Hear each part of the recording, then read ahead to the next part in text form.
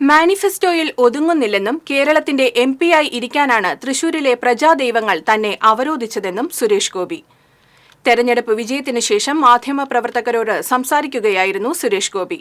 വിജയം അനുഗ്രഹമായി സമ്മാനിച്ച തന്റെ ലൂർദ് മാതാവിനും എല്ലാ ഈശ്വരന്മാർക്കും നന്ദിയെന്നും സുരേഷ് ഗോപി പറഞ്ഞു.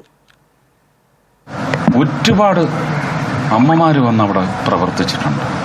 മുംബൈയിൽ നിന്ന്, മധ്യപ്രദേശിൽ നിന്ന്, ഡൽഹിയിൽ നിന്ന് എത്രയോ വ്യക്തികൾ, 1000 പേരെങ്കിലും ഉണ്ടാവും.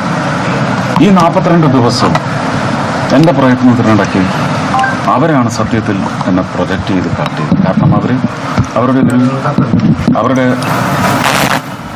അവരാരാണെന്ന് തെര്യപ്പെടുത്തുന്ന രൂപത്തിൽ പറഞ്ഞ അവരുടെ പ്രാദേശികം അല്ലെങ്കിൽ അവരുടെ പ്രദേശം എന്താണെന്ന് അറിയിച്ചതിൻ്റെ പശ്ചാത്തലത്തിൽ തന്നെ അതിന് വലിയ ഒരു പോസിറ്റീവ് ഇമ്പാക്റ്റ് ഉണ്ടാക്കാൻ അവരുടെ പ്രചരണത്തിന് സാധിച്ചിട്ടുണ്ട്.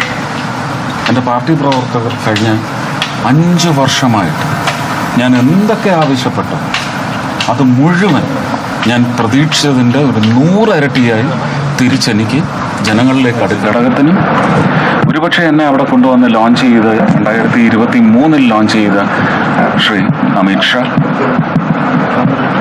നരേന്ദ്രമോദി, എനിക്ക് എൻ്റെ രാഷ്ട്രീയ മൊറാർജി ദേശായി, ജയപ്രകാശ് നാരായൺ,